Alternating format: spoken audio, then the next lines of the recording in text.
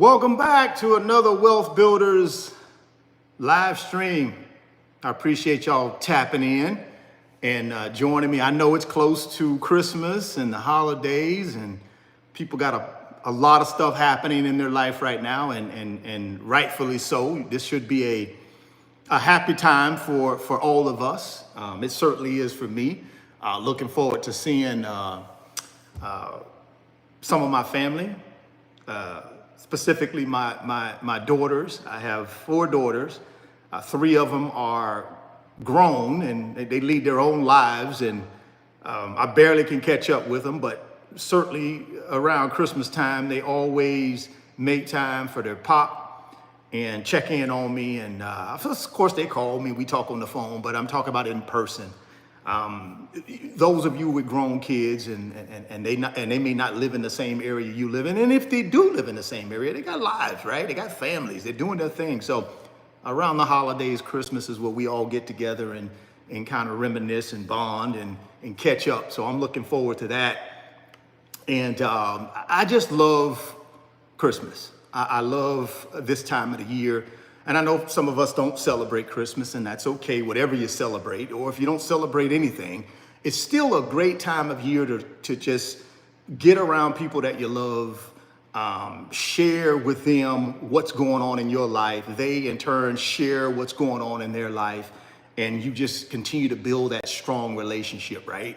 That's the whole key, in my opinion. So hopefully you guys are in the process of doing that. And we'll count down.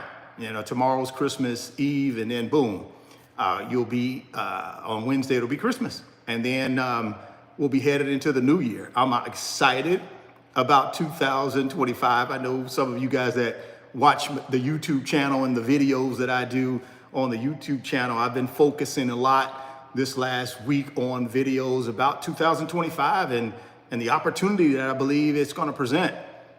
And I think it's going to be humongous, guys. And I hope we all have put our plan together and we're ready to take advantage of this opportunity, because it's going to be a monster. I think, 23 was a monster. 24, in my opinion, was a monster. And these things come in threes. So 25, according to history, it should be a monster. And I think it will be. So no matter what side of the aisle you're on, you got to understand there's a lot of electricity happening right now up there on Capitol Hill. And there are a lot of people who are believing that assets will go higher next year, despite, the Federal Reserve coming out on last Wednesday saying that they are going to have a slower pace of reducing rates. I made a video earlier this morning when I was out getting my exercise.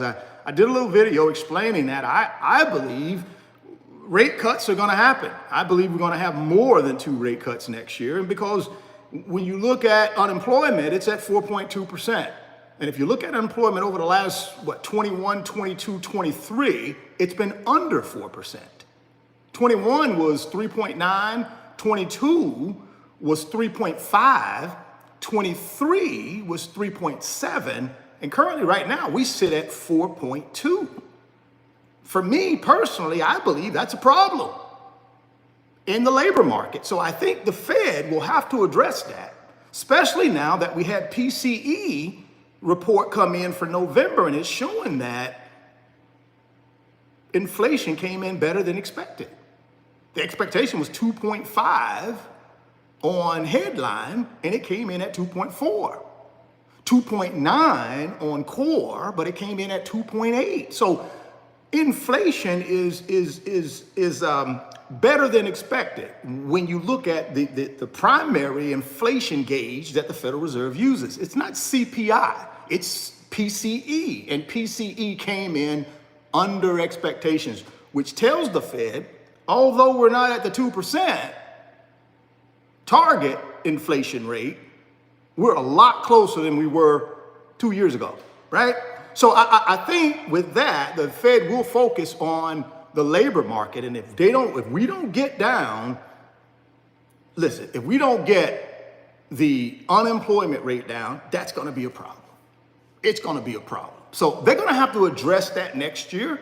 And the way they're going to address it is by reducing interest rates, which will be a direct stimulus to what? The labor market, right? If companies can borrow money cheap, they take that borrowed money and they hire people to grow their business.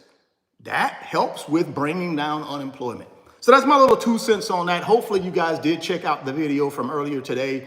I posted 2 videos today. Go check them out when you have some free time, wealth builders. See, here's the thing, and I'm gonna cover this quickly, then we're gonna jump into turning your annual salary into your monthly income, and then we're gonna go to Q&A. But I gotta get this out because it's been bugging me. And anytime something's bugging me, the best course of action is to release that. Get it out. Let people know how you feel. That way you take it off your chest, right? So here's the thing with the wealth builders. And you guys have heard me say this before. You get out of this thing what you put into it. If you sign up for the wealth builders and you come in here and you do not do anything, you don't ask no questions, you don't direct message me, you don't take advantage of the Q&As we do every single Monday. And it ain't just for me, it's like the people around here are asking different financial questions that I'm weighing in on based on my 30 years of experience. But if you don't put anything into it, guys, you're not going to get anything out of it, right? Above and beyond the welcome email. The whole point of having this many people in our community is so that you can tap into them. But you got to initiate that. There's nobody going to come hunt you down because you just signed up and someone's going to hunt you down and shower you with all this information. No. You got to come in, roll your sleeves up and say, you know something, let me get in this community chat and start asking some questions. Matter of fact, let me DM Richard directly and let him know what I need and what I need him to help me with. You know something? I'm going to tune in to these 8:00 p.m. Eastern time, Monday live streams. Sometimes I may have a question, sometimes I may not, but at least I'm going to tap in. And if I can't tap in live, I'm going to go back and watch the replay. Because you get out of this thing what you put into it, guys. This is how life works. I can't sit here on my couch every day and expect to be healthy. No. If I want to be healthy physically, guess what I got to do? I got to get off of that couch and get outside and do some exercising. I got to get my butt in here and do push-ups and sit-ups and try to watch my diet. That's how you stay healthy, guys, especially as you get older. But you got to put in effort. Same thing building wealth. You got to put effort in. No one's going to hold your hand and skip you down the yellow brick road to see the financial Wizard of Oz. It don't work that way in real life. So please understand that. If you guys are unhappy with what you're getting out of the wealth builders, then here's the thing. Contact me. Let's have a conversation. And if not, hey, find you another community that can give you what you're looking for. But I promise you this, I don't care where you go, guys, it's your effort and your attitude that you control. Think about that. Effort and attitude, guys, that's what you control. No one is going to give you anything. You have to get out here and earn it. All right, so that's my soapbox on that. I had to get that out of my chest because I had to get that off my chest. And I'm glad I did. And I know 99% of you guys understand that. I know 99% of you do. But it's always that 1%, right? It's always 1%. All right, let's get into this conversation about turn your annual salary into your monthly income, and then we're going to get into Q&A. So here's the situation for me. When I'm talking about annual salary, you guys know that's your active income. Whether you're getting it from somebody's job you're working on, maybe you got your own business, but you inside that business working every day in order to create revenue to pay yourself. That's a salary.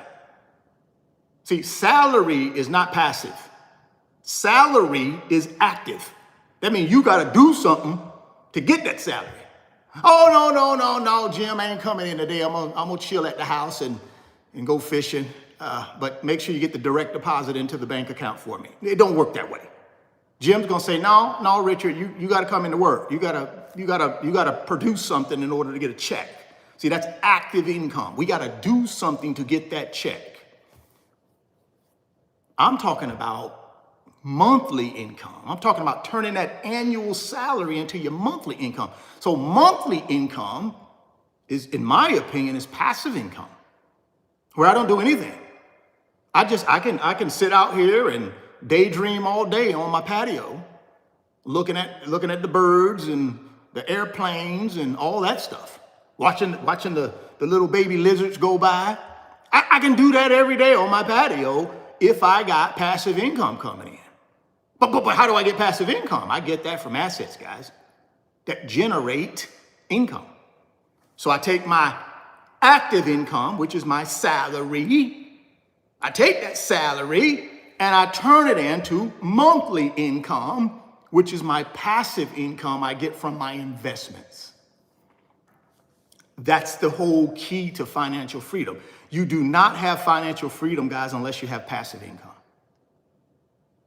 See, freedom means I don't have to work. I have to do nothing for this income. That's freedom. Now, some people will get that from their investments. Some people will get it from a pension. Some people can get it from Social Security, right? Some people may have an inheritance that pays them, you know what I mean? So there's different ways of getting that monthly income. But I would say the majority of us will probably fall into the Social Security category, maybe a pension category, and then our investments, right? Most of us, I can't speak for all of y'all, but I know for me, there ain't no inheritance out there that's gonna pay my bills for me. Mom and them left me a lot of things, but they ain't leave me no inheritance for money. My mom taught me everything I know. She hands down, other than God, the most influential person in my life. But there wasn't no wealth that passed down to me. No.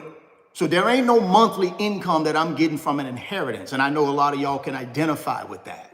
So what do? We got to create our own. We got to create our own inheritance through assets. That's the whole point of my YouTube channel. That's the whole point of this Wealth Builders financial community, is to show people how to do that. How do I take this? How do I take my annual salary that I'm making? How do I take this money and not spend it on things that make other people wealthy, but I take that income and I can invest it in something? Wealth Transfer Blueprint 1.0, Wealth Transfer Blueprint 2.0, my shorts. That's what I choose to take my salary, my income from my business that I make. I take that income and I know one day I'm not gonna wanna make YouTube videos. One day I'm not gonna want to have an active wealth building financial community. One day, I'm not going to be doing affiliate marketing. Then what I'm going to do, if I haven't taken this money that I've been earning over the years and being a good steward of it and taking that annual salary and turning it into what? A passive monthly income through assets. I'm going to be in trouble. I'm going to be in trouble. So when people ask me, well, golly, how can I take $1,000 a month and get dividend income off of it? That's a great question. You can take $1,000 a month and get dividend income right now. Problem is, it's not going to be enough to take care of you. That dividend income you're going to get off of a $1,000 asset is going to be pennies. You won't even be able to buy a cup of coffee every month. So what do you have to do? You got to take that $1,000 idea and multiply it to a $500,000 idea or $1 million idea. Now my dividends, instead of being 6 cents, I can't even buy a cup of coffee on a $1,000 investment, to being $1 million investment where I can get $60,000 a year in dividend income or interest income, right? Two different things. So that's the whole concept, guys, of everything I do on this YouTube channel and this wealth building financial community. This wealth building financial community is not about get rich quick. It's not about crypto. It's not about day trading. It's not about options trading. It's not about Forex trading. It's about traditional investing that empowers people to take their active income and turn it into passive income over time. That's what this whole thing is about for me. It's never been about quick hits. Now, I've been doing this for 30 years. So I do understand how to take money and do a quick hit if I want to. I know how to do that. But I've been doing this for 30 years, guys. And I still don't hang my hat on that. I don't. I hang my hat on long-term traditional investing through ETFs that track indexes and track sectors, sprinkled in with a little bit of individual stocks. That's it. That's the blueprint 1.0. That's what I hang my hat on. Now, does that mean you got to do that? No. You can create whatever plan you want. But if you want me to help you, it has to be long-term. I can't help people that says, hey man, I got a year, I got $5,000 and I need to turn it into 5 million. I can't help you. You got the wrong guy. It may be somebody else on YouTube or TikTok can help you. I can't help you. I have no idea how to do that. What I can do is I can help you take $5,000 a month and turn it into whatever you want to turn it into if you got time. If you got some patience, if you got some discipline, if you got some consistency, I can help you with $5,000 a month, putting it into something. If you give yourself time, it'll create wealth for you. It'll create wealth for you. But if you ain't got no patience, guys, if you ain't got patience, if you ain't got no consistency or any discipline, I can't help you. I can't help you. The wealth builders can't help you. You got to develop these 3 behaviors, which I know a lot of you guys have. And that's awesome. And again, I'm very, very, very appreciative of you guys deciding you want to rock with me. Because really what this financial community is about, it's about community. It's not bells and whistles. It's not how many people can get in there and make so many posts every day and seem like they're very knowledgeable. And it's not about that, guys. If that's why you're here, because you want to go into the community chat and you got somebody making 15 or 20 or 30 posts a day on all different kind of, you're missing the point. You're missing the point. I don't have to see my daughters every single day to know that they love me and they got my back. That's what it's about when you got community.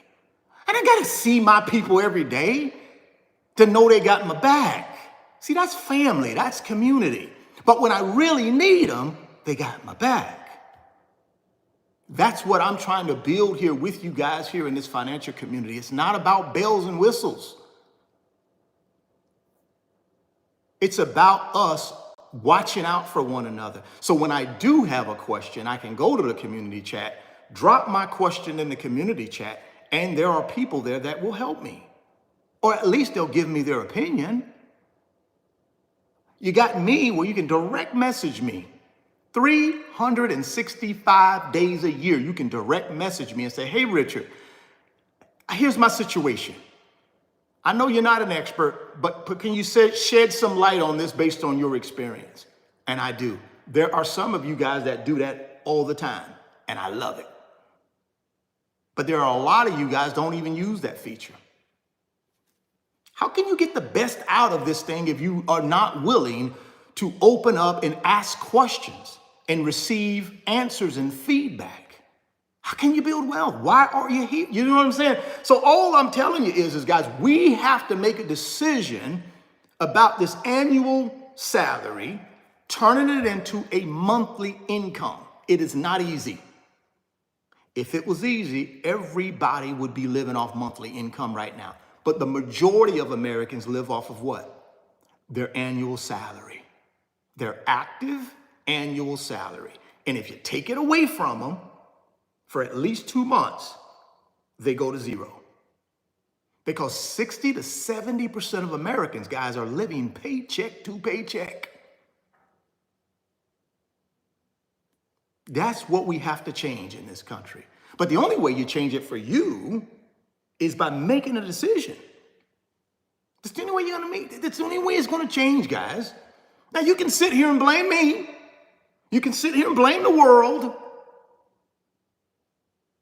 Go right ahead. That's not going to change your situation, though. I learned that a long time ago, guys. I can sit here and complain all I want about something. It's not going to change my situation, me complaining about it. You know what changes my situation is when I say, you know something? Life ain't fair, but that's okay. I'm going to take control of my own life, and I'm going to change my situation. That's where it starts. I'm not looking for somebody to hold my hand and walk me down the road, skip me down the yellow brick road to see the financial Wizard of Oz. I'm not looking for somebody to do that. I am looking for someone who is willing to give me answers to my questions. And that's what we offer here, guys. Not some wizard behind some curtain with all the, you know what I'm saying? Oh, here you go. Let me hit you with my one. Okay, you're a millionaire. Here's the one. No, that's not what we do. It's hard work, but we're here to help you through that hard work. I'm here to help you through that hard work, but you got to utilize it. You got to utilize that community chat. You got to utilize these. Listen, guys, I'm taking an hour and a half out of my life, sometimes 2 hours, every Monday. And you guys know, since I started this thing, tell me one Monday I've missed for any reason. I haven't. I've been here every single Monday for 7 months in a row. Why? I want you to win. If it was just about me trying to make a quick buck, I wouldn't even do no live streams. I wouldn't even do them. I could easily hire somebody to come in here behind the curtains and drop all kind of crap into this thing to make y'all think. I could easily do that, but I don't. Because it's important for me, for you guys to know that I'm here for you if you need me. It's important that you know that these other wealth builders are in here to help you. That's the most important thing to me. Not how many posts I make, how many widgets I put in here, how many contests I have. I mean, who cares about all of that? The only thing I care about is, listen, man, what's your 1.0 blueprint that you've done well with this year? I need to copy that thing. What are your 5 shorts you're buying that you made well over 6 figures this year? I need to be ready for that. I need to know what that strategy is so I'm ready in 2025. I need to know your strategy. I need to know when you're in these things and when you're out of them. See, these are the things you guys should be asking in here, guys. And I know 99% of you do. I know I'm preaching to the choir, but you got to understand, you are my sounding board. I'm a human being just like you. Right? I want to make sure all of us win. All I'm trying to get you to understand is this annual salary thing is it's no joke. You can take your annual salary and turn it into a monthly income where you don't have to do anything other than just go live your life and have this money coming in from your assets. But you got to build these assets. You got to take a certain amount of money every single month. Minimum. Every single month, minimum. And I know some of us, we prefer to time the market than in the market. If that's your strategy, good luck with it. But I've not known one person in my 30 years that has taken that strategy to the pot of gold at the end of the rainbow. I've not met anybody that has done that. Everybody that I've met when I was a commercial banker for 25 years, guys, dealing with high net worth individuals and their businesses, I didn't meet anybody that said, you know something, I was a day trader. I was a day trader, man, for 10 years, and I made 10 million bucks day trading. I never met that person. I never met a person that said, oh, yeah, I'm a Forex trader. I retired myself as a Forex trader. Never. Not in my 30 years. Ever met anybody that's done that. Same with options trading. And I'm not telling you guys not to do those things. I'm just telling you, be realistic. Go do the research on these things, man. 95% of people that try to options trade lose money long term. 95% of them. Why? Because it's really, really hard. It's really hard. It's really, really, really, really hard. And see, I can't do all of that 5 minutes a day on my iPhone. No. Oh yeah, go ahead and just make a call. No, you need more than that. So all I'm telling you is be realistic with your investment strategy. If your investment strategy is, you know something, Richard, I'm just going to buy for a little bit, sell out, buy for a little bit, sell out, get back in. If that short-term strategy is your strategy, then go ahead and execute it. At least you're doing something, right? I recommend you consider a long-term strategy with the short-term strategy. That's what I would recommend. Again, taking that annual salary, which is your active income, and then turning that into your monthly income. That should be your focus, guys. That should be the focus for 2025 and beyond. How do I take this money that I'm making from my employer, from my business? Because let's face it, 95% of businesses don't function unless the founder of that business is working in it. You take the founder or the owner out of the business, 95% of them, guys, they fail within a year. Go look at the statistics. All I'm telling you is take this money in this period of time that you're earning it and put it in something that you will have the freedom to be able to do the things you really want to do. And there's a price you got to pay, though. There's a financial price you have to pay. And that price is you got to give up something in the short term so you can get everything you want in the long term. That's the financial price you got to pay. I can't go out and buy crap every single week and every single month and think I'm going to get the freedom. Can't do it. Can't serve two masters. Can only serve one. See, I can't serve two masters. I can't serve the things. That's one master, right? Things. And then also serve freedom. That's the second one. Those are your two you choose from. You choose things or freedom. Can't do both. 99.99% of us can't do both. If you're a 1%er, you can. If you're a 1%er, you can do both because you're wealthy. But 99% of us ain't wealthy. So we got to pick one. Either we're going to have everything we want in life right now, and then later on in life, we're not going to have nothing. Or we're going to give up all this crap so we can have everything later. For 99% of us, those are our choices. You got to make the one you want to make. You got to make a decision. But the good news is we are here to help you do that.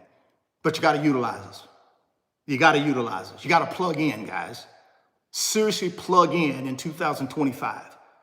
I'm going to be on here 365 days in 2025, Lord's willing. As long as I'm healthy and he allows me to get out here and do what I do, I'm going to be on this thing 365 days. If you want to plug in and know exactly what I'm doing with these shorts and how I made the money that I made in 2024, plug in. I'm going to give you the play-by-play. I'm going to give you the blueprint. But you got to follow it. You don't have to, but if you want to, follow it. I'm going to give it to you. All you got to do is say, okay. What this guy do, I'm going to do. I'm going to try that for the first 90 days of 2025. What he does, I'm going to do.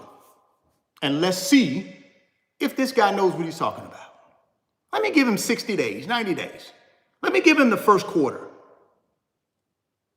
And then if what he's doing don't work for me, then I got 9 more months to switch gears and do whatever I want to do. Fair?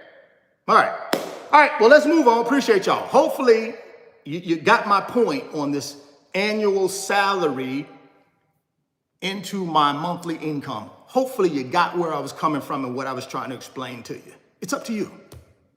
It's up to you. It's up to you. But I'm here to help you. We're here to help you. But you got to utilize us, right? All right, let's dive into and see if we got any questions that you guys might have, because we're gonna cut this thing off at 9:30. And I know I've taken up some time, but I needed to do that. From time to time, I need to do that. So let's look at what we got here from some questions. Let's jump in here. All right, let's see what we got. This is from Bright Star. Hey, Richard and Wealth Builder community. Richard, can you give a review of some of your favorite steady eddies and how you use those in your portfolio if you do? Well, here's the thing, Bright Star. Like I said, I got two strategies. I got a long-term strategy, which is my Wealth Transfer Blueprint 1.0. That's my long-term strategy. 50% of the money that I invest goes into a S&P 500 ETF. It's SPLG. That's the ticker symbol, SPLG. Second thing I do is I take 30% of the money that I make and invest, and I put it into a industry-specific ETF. United States, we got 12 or 13 industries, right?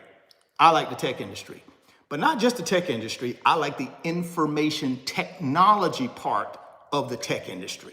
So what do? I take 30% of the money I invest, and I found me an information technology ETF, ticker symbol FTEC. So see where I'm going with this. 80% of the money goes into something where I don't have to be the expert. The fund is the expert. How are you gonna, long term, how are you gonna beat the S&P 500?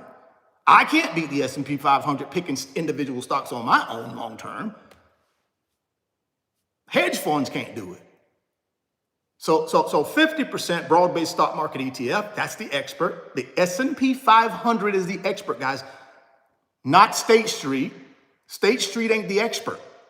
The S&P 500 index is the expert, because what is my ETF doing? It's tracking the S&P. That's all it's doing. Whatever 500 companies the S&P 500 has in it, that's what my ETF has in it. Bulletproof, in my opinion, bulletproof. And then when you're talking about the information technology sector, again, it's a sector. That's the expert. The sector is the expert.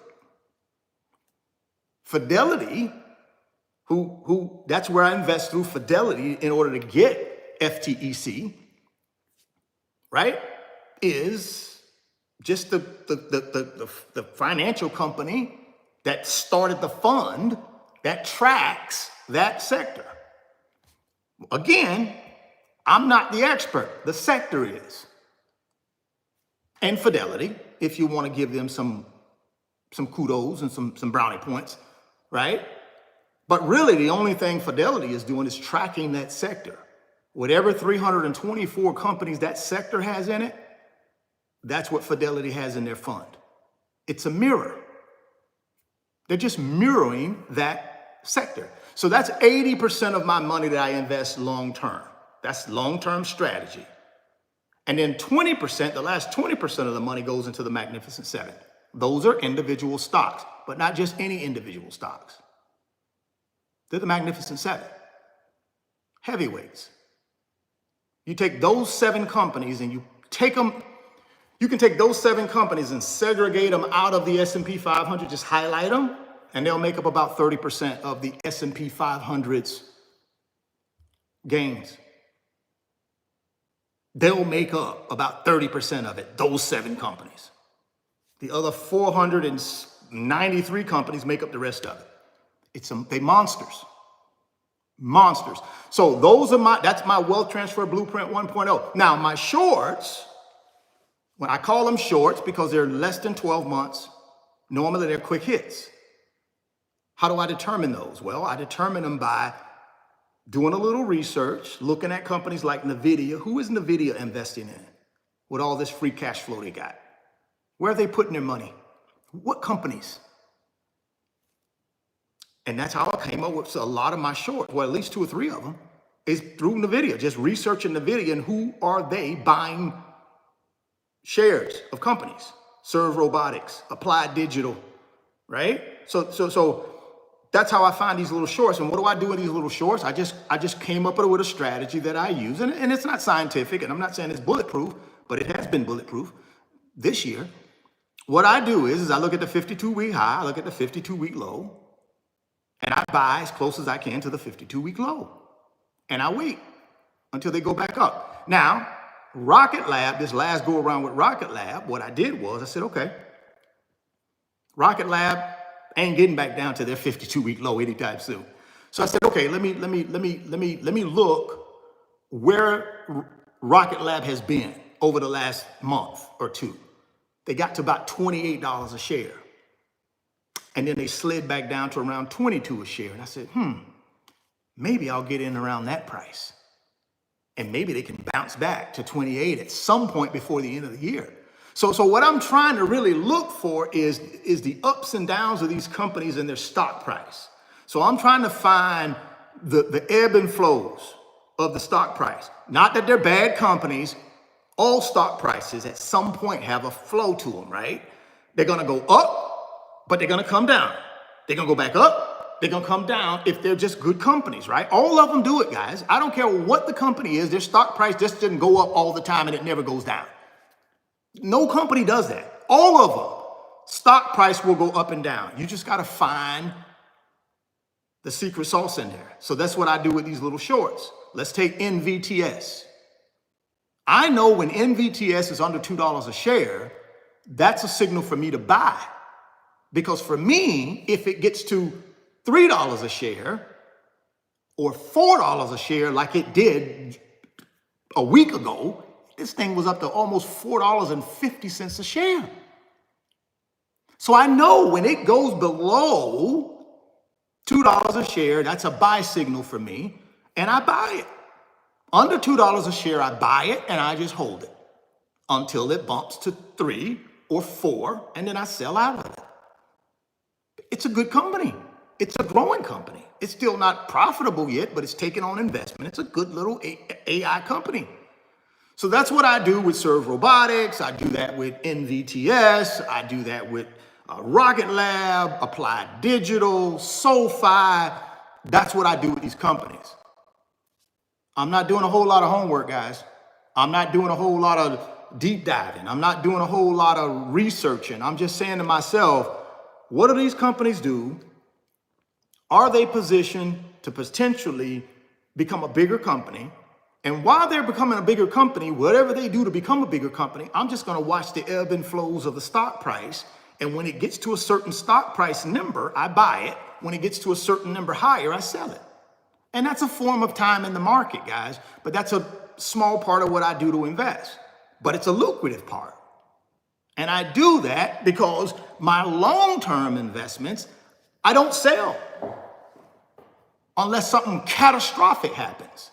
See, I don't sell my long-term investments, so I never realize any gains because I don't sell them until I get to the pot of gold at the end of the rainbow. So while I'm waiting on the long-term investments to materialize 10 years from now, where I can start taking some of the money to live on, I use these short-term investments to buy and sell to make more money out of the stock market. That's what I did in 2024 with my shorts. That's what I will do in 2025 again. Do the same thing. I'm no expert. I'm not a stock picker. I'm not a financial advisor. I'm not a researcher. I'm not any of that stuff. I just got good instincts when it comes to making money. I just got good instincts. Am I 100% always right? No. But I will say there's not one trade I've done this year that I've lost money. Now, there have been trades where I thought I was going to lose some money, but guess what? And I tell you guys this all the time. If it's a good company and you stay in it long enough, it will bring itself back to you. What happens though is since people are inexperienced, they panic. They panic sell. I didn't do that. Y'all remember when I bought Supermicro Computer? I had a lot of money in Supermicro Computer. I mean, big money. I think I bought it at $32 a share. Within a week, it was at $18 a share. And I ain't gonna lie to you. I had some sleepless nights because I'm thinking, this don't look good. How long is this gonna be? But what did I do? I said, okay, Richard, pump the brakes, take off the emotional thinking cap, put on the logical thinking cap. Is it still a great company? If they get through, if they get an auditor, right? If they get an auditor, can this stock price rebound and get you whole again? And I said, yeah. So just be patient. And what happened is it did it. They got an auditor. All of a sudden the stock took off. Problem with me was I was so happy just to get back to even and make a little bit of money. I bailed out on the thing too soon and it kept going up. I mean, it kept going. Had I stayed, hindsight is 2020, right? Had I stayed, it would have been more lucrative for me. But I had so much heartburn over my putting too much money in. Had I just did what I normally do, I would have caught the upside of it. But I doubled down when I shouldn't have. See, I make mistakes too. I doubled down when I shouldn't have doubled down. And all I could think of was, I need my money back out of this thing. I don't care if it go to the moon. I'm out of here. I'm gonna get off the ship before it get to the moon. I'm gonna get off the ship at the first station rest area to the moon. I'm gonna get off the ship. At the first rest station all the way to the moon, I got off the ship. So yeah, I can make mistakes too, guys. But here's the thing that saves me. And this is just experience. I know if it's a good company, it's gonna come back. You gotta be patient. Gotta be patient. And that's what I was. I was patient for a couple of weeks and it came back. I made me a couple grand, got out early, and I was happy with that. But then I took the money and I deployed it into Rocket Lab and a few other things and still did okay. So all I'm telling you is if it's big boy blue chip, and I believe Super Microcomputer is a big boy blue chip, and I think it's gonna be a monster next year. And I may take another bite at the apple, right? I may, who knows? I may. But my point is, if you just buy big boy blue chip and you're patient, normally they right size themselves. So what I do with these little shorts, even though they're not big boy blue chip, I just look at the pattern that I see in them. I look at the stock price pattern when it dips, and then what I'll do is I'll say, well, okay, the last time it dipped, how long did it take it to go back up? Oh, golly, that seems like a lot of research, Richard. No, it's not, guys. I keep telling y'all, you got to use Google. ChatGPT. So what do? I go into ChatGPT and say, okay, ChatGPT, the last time Serve Pro was $8 a share. Let me know. Okay, Richard, boom. ChatGPT tells me. ChatGPT, when was the last time Serve Pro was $10 a share after this date? ChatGPT tells me. Now, I can go even one step further. I can go into Google. I can go into Yahoo Finance. I can go into Yahoo Finance, and matter of fact, I'll go to Google. I'll go to Google and I'll type in, give me the 1 year daily stock market price history of Serve Robotics. Hit the search button. ChatGPT, Google will bring back various different financial online, like Yahoo Finance. It'll bring it up. I hit Yahoo Finance. When I get into Yahoo Finance, it'll already have it built out for me. It'll give me the history, every single day the stock price was for the last 6 months, 12 months, 18, every day. So what do? I go back 2 months. I go all the way down 60 days. And I see what the stock price was on those 60 days. And then I do it again. And I try to find the pattern. Oh, shoot, okay. Looks like every couple of months, Serve Pro will dip, but then it'll dip back up in a couple of weeks after it. Okay, let me buy this thing. Okay, here's the next time I'm buying it. Again, guys, not scientific. There are smarter people out there with charts and graphs and all this other fancy terminology. I'm just telling you what my little rudimentary way I research it, and it's worked. That's why I'm telling you, if you're not willing to do all of that, what you want to probably end up doing is plug in. Because when I get into these things, I'm going to tell you, just like I did last year when for a lot of you guys heard about Serve Robotics through my YouTube channel, NVTS through my YouTube channel, Rocket Lab through my YouTube channel, because I was making videos about these things as I was uncovering them. Applied Digital through my YouTube channel. All of these companies, guys, anytime I find one, I make a video on it on my YouTube channel. And if you're plugged in, you'll know. If you're not plugged in, you probably won't know. All right, let's keep going. So hopefully, Bright Star, that answered your question. I gave you my long-term and I gave you my short-term strategies and how I come up with all of that stuff. The easiest way to plug in, guys, and understand what I'm doing is watching the YouTube channel every day, because that's where it's at. You're not going to get it in the community chat. You're not going to get it on the main post page. Not going to get it. You're going to get it on my YouTube channel. But what you will get in the community is where you have direct access to me to ask questions, and you have direct access to ask other wealth builders questions. That you won't get on the YouTube channel. You're not gonna get any answers from me on the YouTube channel in the comment section because I don't look at the comment section on my YouTube channel. I don't. Too many knuckleheads in there. So I don't even bother with it. I leave it on for the algorithm purposes, but looking at it and trying to answer, too many knuckleheads. So what do? You come join the wealth builders, then you have access to me, right? So hopefully that helps. Let's move on. Miss Meeks, happy holidays to all. Happy holidays to you, Miss Meeks, as well. Appreciate you rocking with me. You've been rocking with me for a minute. I know you do utilize the direct message, and you do direct message me when you have questions. Plus you email me too, and I love it. So don't ever stop that. Don't ever stop emailing me and DMing me. I'm here to help you as best I can. Now, don't get me wrong. I want to teach you how to do what? I want to teach you how to fish. I'm not going to just be giving you a fish. Because see, if I give you a fish, you get fed for one day. I teach you how to fish. You know what I mean? You can feed yourself for a lifetime. So that's why a lot of times, guys, when y'all do contact me, I want you to solve it. I'm going to help you, but I'm not going to sit here and be a research vessel. No. You go research it and come back to me, and then we'll talk about it. See, that's how you learn. That's how you learn how to fish instead of somebody just giving you a fish. So appreciate you, Miss Meeks.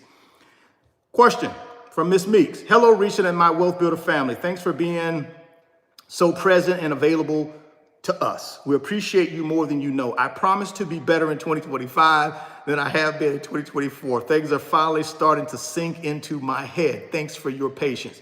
Not a problem, Ms. Meeks. This is new. This is a new way for you to do things to build your wealth. It's new. So, hey, I get it. I've been there. I was new once as well. So I'm here to help you and support you. But you're growing. You're starting to build your wealth. 25 is going to be a monster. Y'all notice something about me, guys. I don't come in here with no pessimistic, it's not going to be a good year. I don't go do that because words are powerful. I'm not going to speak something negative into existence. No, it's going to be a monster. That's the way I look at it. That's the way you should be looking at it. This is going to be a monster. Words are powerful. Stop speaking negativity into your life. Speak positive in your life. Just a little FYI, guys. Just a little FYI. Words are powerful. You can speak all this negative stuff you want to. It's going to come true. You're going to speak it into existence. Jersey T. Do you recommend paying off the home or keep money in the stock market? I know I can do much better in the market. Oh, I'm sorry. My bad. Let me start over, Jersey T. Do you recommend paying off the home or keep money in the stock market? I know I can do much better in the market compared to mortgage interest. I will be paying off in the remainder of the mortgage. Another thing to consider is I will be getting tax benefit by having the mortgage. Do you any advice for this? Thank you and God bless. Jersey T, great question. Now, if y'all been rocking with me for a while, y'all know I don't pay no mortgages off. Ever. I don't need no mortgage paid off when I got a 3.65% rate on the mortgage, when I got a 4.5% rate on the mortgage. What do I want to take $1 million and pay this house up for, and I got a 4.5% mortgage? I can take that $1 million, and guess what I got this year with it? Monster numbers. I wouldn't have got that if I'd have paid this house off. See, here's the thing though. When you're in the building stage of wealth, guys, you got to take every financial resource you can to build your wealth. It's different if I'm in the enjoyment stage of wealth. I've built my wealth. I'm living off my wealth. My wealth is creating my income. Then it makes sense if I want to pay my mortgage off. Why? Because I'm no longer actively earning any income. I want to reduce my expenses. So I take a portion of my nest egg, pay off the mortgage, I have no more mortgage expense. I own my home free and clear. That gives me a peace of mind. And then whatever's left, I live my lifestyle off the rest of my investments. I ain't got no problem with that strategy. The problem I have for my own life is when I'm actively out here earning money, trying to get the biggest return I can on my money. The biggest return on my money is not me paying off a 3.65% mortgage rate. Why in the world would I do that when I can get a 20% return in the S&P? I mean, on average, I'm gonna get a 10% return out of the S&P over a 10-year period on average. Why would I take $200,000 or $1 million and pay off a loan that's gonna give me a lower return on that money than the S&P 500? It don't make no sense to me. But again, that's just me. But Jersey T, I think you're thinking exactly the way I'm thinking. That don't make no sense. Now, for some people, they need a peace of mind and they just want their mortgage paid off. And their peace of mind is more important than any type of return they're gonna get. They just wanna know their mortgage paid off. I ain't got no problem with those folks. If you wanna pay your mortgage, I'll pay it off. It's your money. I'm just telling you, I ain't finna pay mine off. I'm gonna pay mine off when I'm in the golden years. Other than that, while I'm still actively in the stock market, multiplying this money, ain't no mortgages need to be paid off. I'm gonna leave them right there at that interest rate they're at. Don't make any sense, not for me. Down the road somewhere, yeah, but not right now while I'm in the building stage of wealth. When I get to the enjoyment stage of wealth, and I'm not running my business anymore, I'm just living off the assets. Yes, I want to reduce my expenses. I want to button this thing down. I may even sell out of these things and just get me something real small so I can travel. I don't need all this house. I don't need no front yard. I get me a little condo somewhere, stick my little stuff in there and go travel and enjoy my life. What do I don't need to be tied to no big old gigantic house. For what? But that's just my strategy. So to answer your question, Jersey T, you ain't wrong, brother. You thinking the right way. You doing the right thing. Just think about it. Had you paid that mortgage off in 2024, guess what you would have missed? You would have missed one of the best years in the last 10 years. Just saying. So I think you're on the right pathway. Stay there. All right, Sharon King. Good evening, Mr. Richard and all of the Wealth Builders. I really enjoyed last week's session. Thanks for the nuggets and strategies. Really appreciate this community and our millionaire mentor. Thank you, Sharon. I appreciate you. You've been rocking with me from the beginning. From the beginning of this, putting this community together, you've been here supporting every time you can. So appreciate you. Also for supporting me on the YouTube channel all these years. I appreciate it. It's always nice to know I got people that rock with me no matter what. And that's what keeps me going, guys. I don't worry about these naysayers and people, acting stupid. That don't bother me. What really keeps me going and what gives me the greatest joy, with no amount of money can pay for, is when I know you guys have found value and it has helped you change something in your financial life. That's it. That's why I do this. So thank you, Sharon, for rocking with me. Appreciate you. Reggie, I'm in week 4 of dollar cost averaging into the market. I just listen in the background and execute. Reggie, good. I'm a man. You're a man. Reggie, the name Reggie. Reggie, good man. Listen, guys, I keep telling y'all, man, just copy the plan, the blueprint, some level of it, because you don't have to recreate the wheel. I don't know why so many people think they got to recreate the wheel. Do you guys think I got an original wheel that I just molded up out of the dirt? No, I found somebody else's wheel that worked real good, and I used their wheel. That's all I'm telling you. All this, we got to recreate everything, and I want to do all this other stuff. Hey, man, knock yourself out. But not me. I found me a wheel that was already working really good returns on that wheel, and I just copied it. I copied the plan. I ain't the first one to invest in the S&P 500 ETFs or information technology. I heard other people 4 or 5 years ago on YouTube and on other different places. I'm like, oh, let me try them out too. I didn't know anything about Vanguard VGT, Vanguard VOO, Vanguard VTI. Matter of fact, I didn't know anything about SPLG until one of my subscribers mentioned it in an email to me. That's how I found out about SPLG. Same thing with FTEC. This was way back in the last part of 2023. So I don't go out and research and try to figure out, no.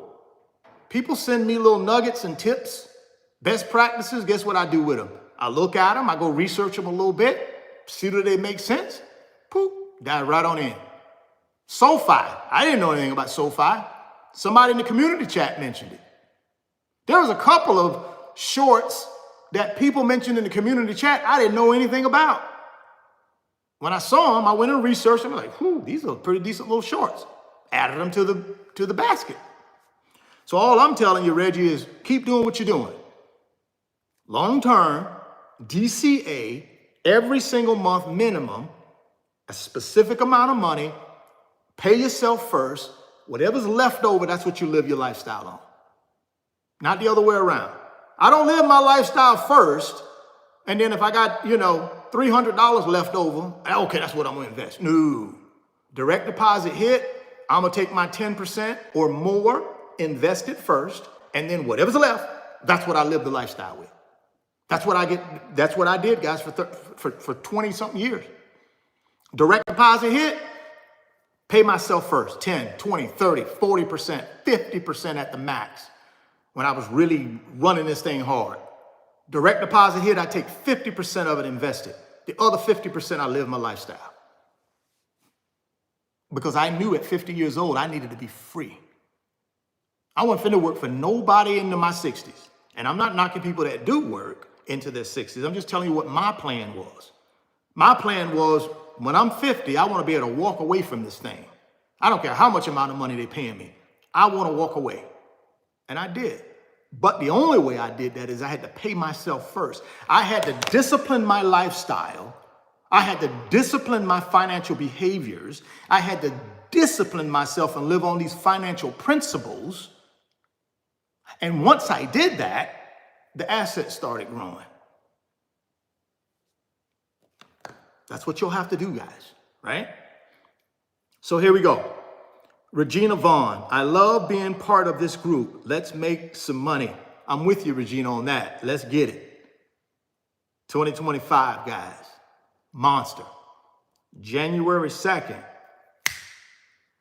I'm out the gate. January 2nd. I've already sold all my shorts. I took the last one out today, which was Rocket Lab. Rocket Lab got itself around 26 a share. Boop, got out of there. Made a little money. Good to go. Now I'm ready. I'm excited about January 2nd. When the market opens on January 2nd, I'm all over it. All over it. No apprehension. All positivity, right? Trista, I think it's Trista. Good evening, everybody. Trista, good evening to you. Glad you could join us for a bit. Bailey, what's the biggest reason people stay poor? Is it fear or lack of knowledge? Oh, it's fear. Easily fear. It's easily fear. Easily, Bailey. Easily fear is the number one. You got three financial killers. 3. You have fear, you have pride, and you have greed. Those are your 3 financial killers, right? So fear is what? Just, oh, golly, I'm going to lose all my money. I can't do that. I don't know enough.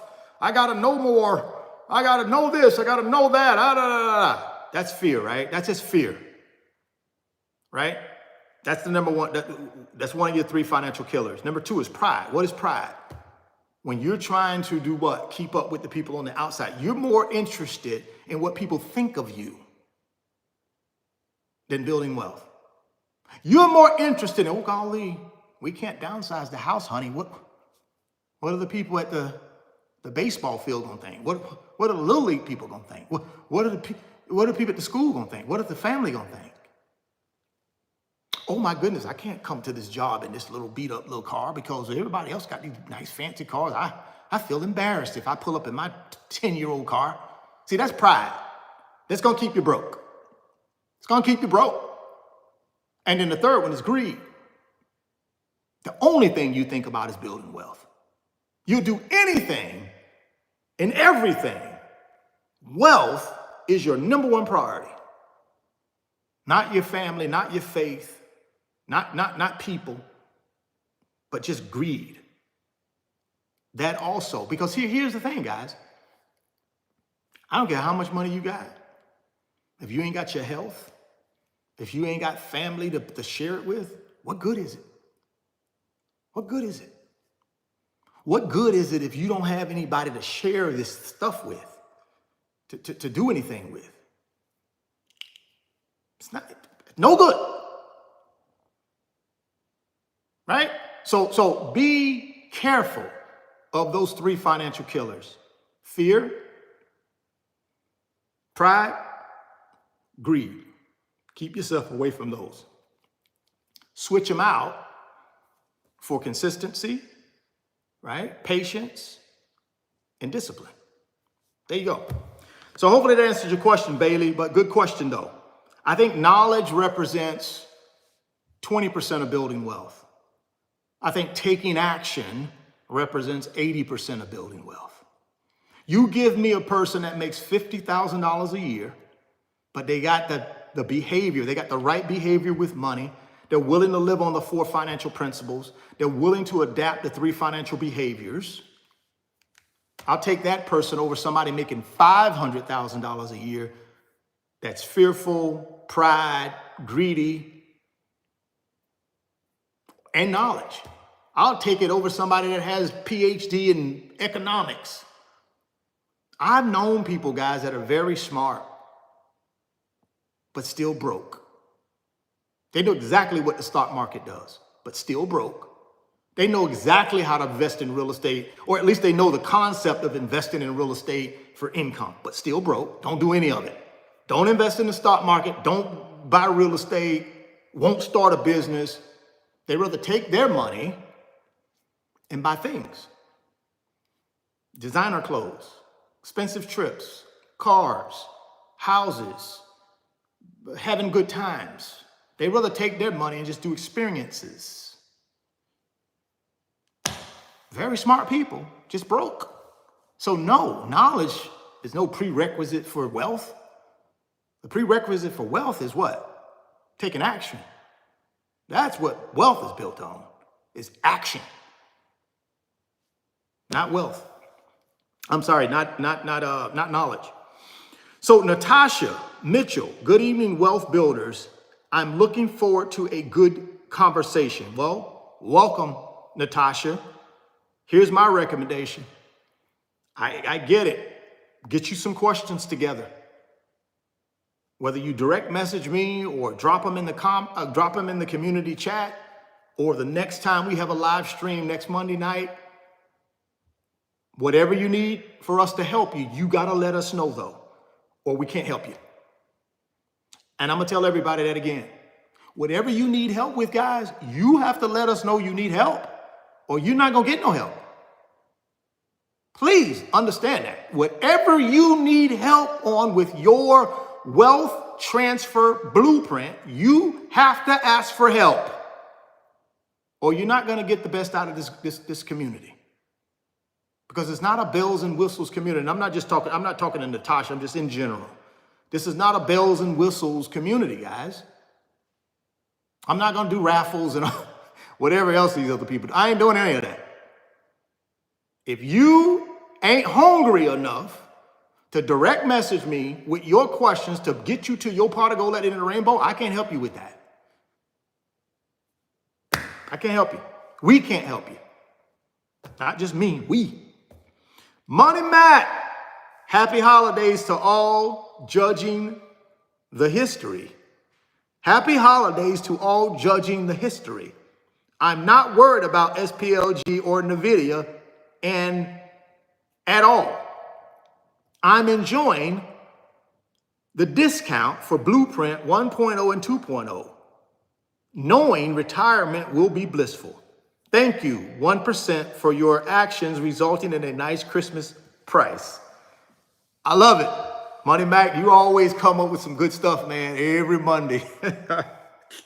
I look forward to you, Money Mac. This is what I'm talking about. You see how positive Money Mac is? That's why I love his questions, man. This dude positive.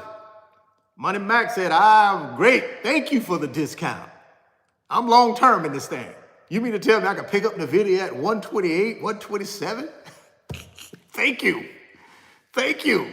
You mean to tell me I could get me a discount on SPLG this last week? Thank you. See what I'm saying? That's how you build wealth, guys. You DCA in every single month. And then you have some chips on the sideline. You have a little chip money on the sideline that you get these dips when they happen. When it's one of your big boy favorites, you have some chips.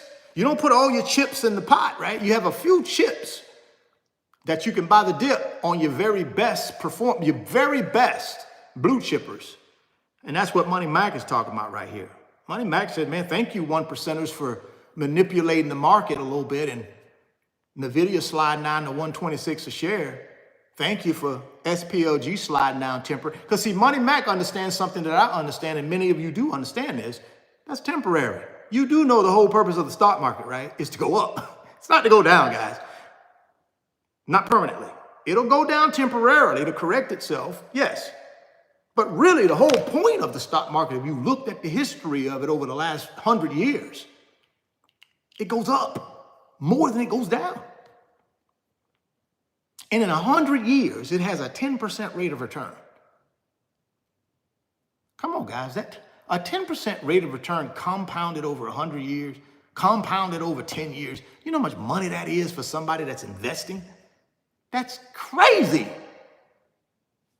The whole purpose of the stock market, guys, is to make money. But you will not make any money unless you have the fundamentals.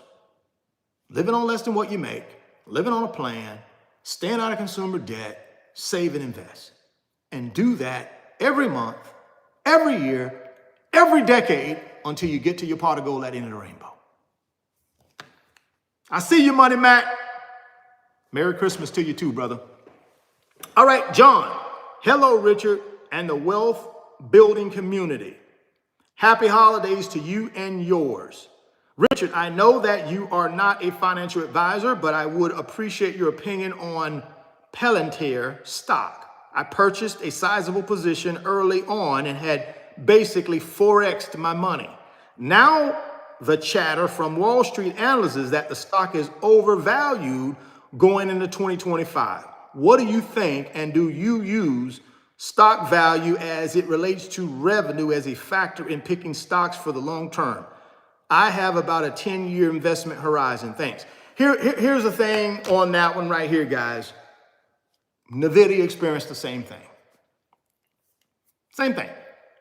That's the reason why NVIDIA right now is having a hard time to break through, is because revenue eventually has to catch up with value, right? Revenue has to catch up to justify the market cap, to justify the price of the stock. At some point, all these companies that go up real fast based on potential, and that's really what Palantir has done. It has increased its stock price based on potential, what it could be, what it can be. NVIDIA did the same thing, and a lot of other companies have done that. All the Magnificent Seven have done that. All of them have done that. But having said that, you look at Apple in 2014. Apple was a $300 billion company in 2014. I believe it was 2014. I believe it was 2014, either 2010 or 2014, one of the two. Y'all go do the fact finding on that. But one of those years, they were a $300 billion company. And guess what they are today? Roughly 10 to 14 years later, maybe 14 years later. I think it was 2010. So maybe 14 years later, what's the market cap on Apple? Well over 3 trillion. More than a 10x. Now, I'm not saying Palantir will be the next Apple. What I'm telling you is if companies are fundamentally good at what they do and and they control the market share, or they got a special niche, and ain't a lot of companies do what they do, they can continue growing, and the revenue will catch up with the market cap, right? The revenue will catch up with the stock price at some point. So that's what NVIDIA is going through, in my opinion. Now, I'm no expert, guys. There's other people out there smarter than me, but I'm giving you my little 2 cents. That's what's happening with NVIDIA right now. A lot of people are saying same thing. Now, not exactly like Palantir, and they're saying the same thing about Broadcom. A lot of the pricing in these stocks, guys, are for potential. People are paying for what they can be. That's what happened in 2023 with NVIDIA. People paid more for what they believed they could grow into.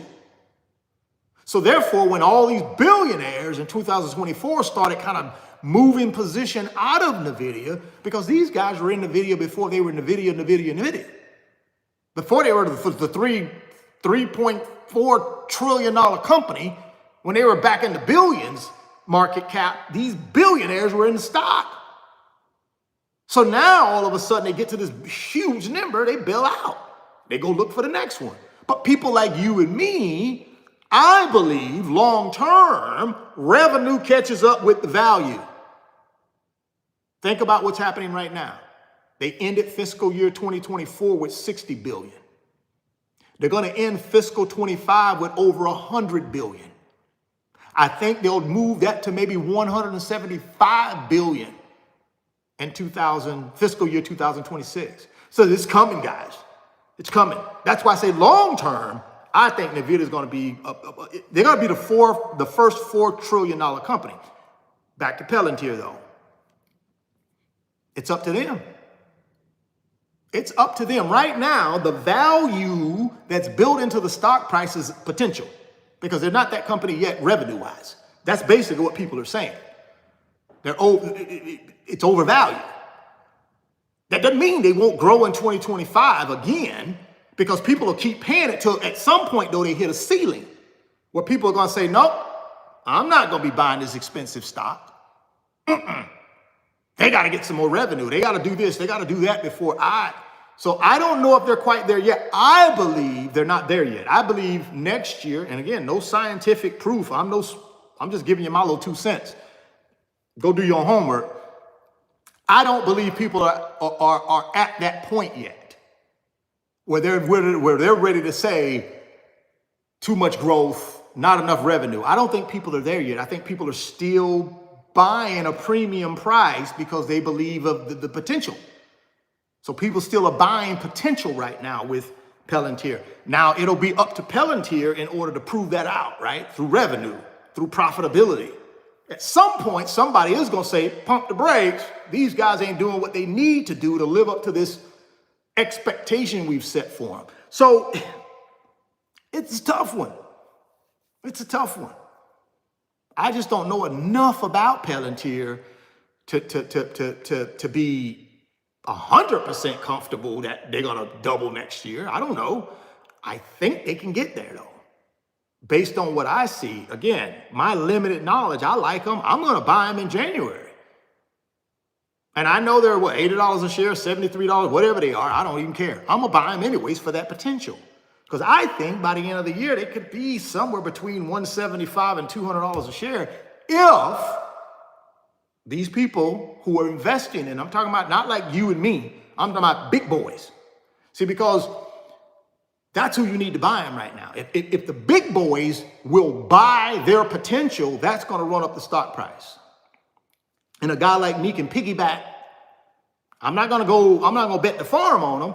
But if I can put, a little bit of money, not a little bit, but a good little piece of money and be able to wait, then I will. I'm not going to bet the farm on them, though. I'm not, because, anything can happen, right?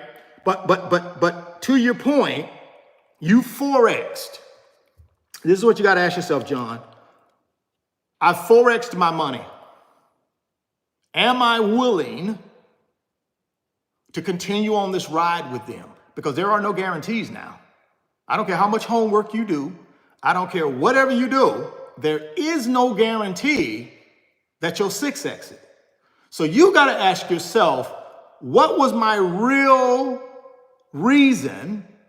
What's my goal for this Palantir investment? What was my goal? What was my original goal? And have I accomplished that? If you have, then I'm pulling the parachute cord. Take my Forex and I'm moving on. If I have not reached my financial goal with Palantir, I stay on the rocket ship. Buckle in and I stay on the rocket ship. So that has to be coming from you. You got to ask yourself, have I reached my financial goals that I set for myself when I bought this stock? People ask me, why haven't you could have sold NVIDIA and got your blah, blah, blah. You know why I ain't sell my NVIDIA? Because I ain't reached my financial goal. When I reach my financial goal, I will sell it. And until then, I ain't selling it unless there's business performance issues with the company, which we'd have none.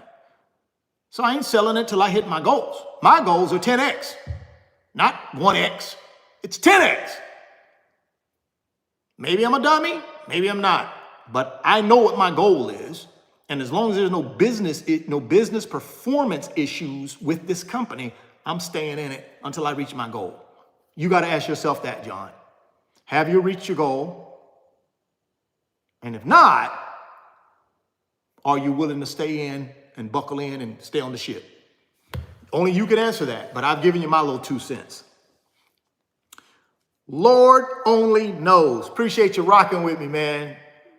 OG, baby. OG, baby. OG. Hello, Richard and family. I hope all is well with everyone today. I do think 2025 will be super interesting, to say the least. I keep telling myself, ABB, always be buying regardless. Yeah, that's that ABB, baby, always be buying. I am guessing 2025 will possibly be a good year for NVIDIA and Alphabet due to all the AI research being done. I noticed every industry is adapting AI recently. Richard, do you think NVIDIA will hit 250 plus in 2025, despite all the noise of this craziness soon to come? Jerome Powell cracks me up with his thick skin towards Trump's attacks.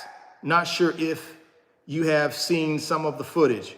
All we can do from here is pray. This is definitely going to be a bumpy ride. Nevertheless, we all see each other on the other side of the rainbow next to the pot of gold. And for some odd reason, the market loves to pick on NVIDIA and has some of the biggest price moves I've ever seen.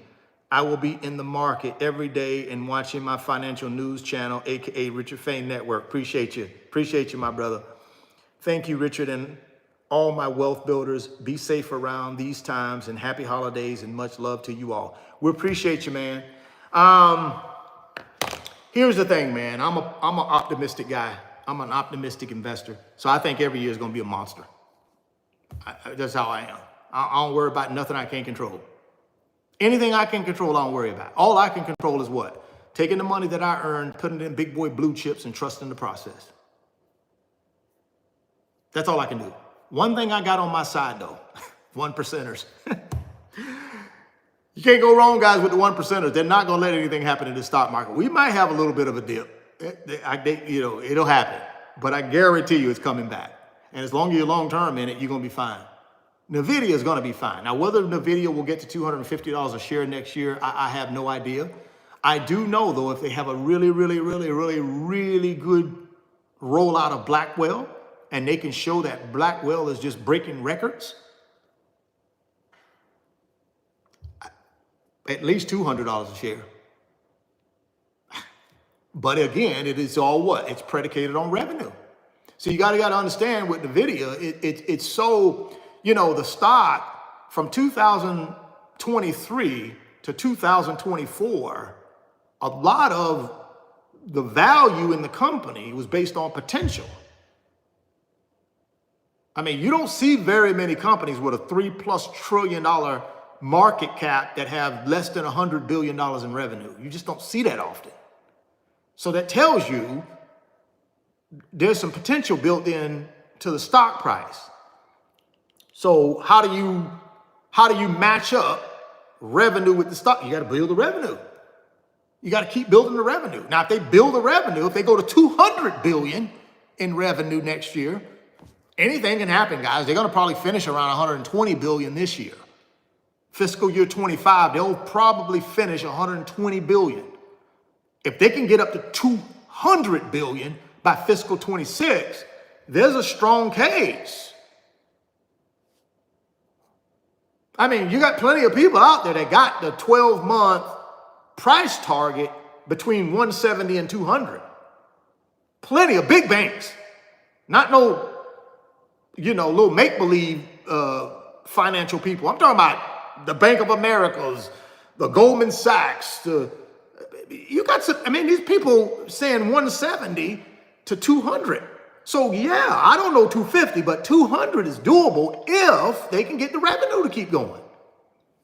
If they can roll out Blackwell successfully, guys, and be a monster, they can get the revenue. Here's the concern, though. There could potentially be some supply constraints. Taiwan Semiconductor Manufacturing Company can only do so many chips. So can they supply all the chips people need? That's what drives the revenue, right? Right? So there's some variables, but see, for me, I still believe they're going to be a $400 billion revenue company in the next 2-3 years. I think by 2030, they'll be 400, maybe even $500 billion a year in revenue. That's what I think. Now, that don't mean it'll come true. I'm just giving you my little 2 cents.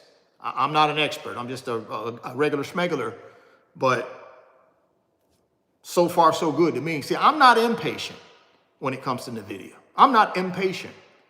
I'm very patient because I see what the CEO, let me tell you something. Y'all haven't checked this guy out. Go out on YouTube and go out on some of these other platforms and check out this guy when he's talking to these big audiences and explaining this stuff. This guy ain't faking it, man. This guy knows what he's talking about.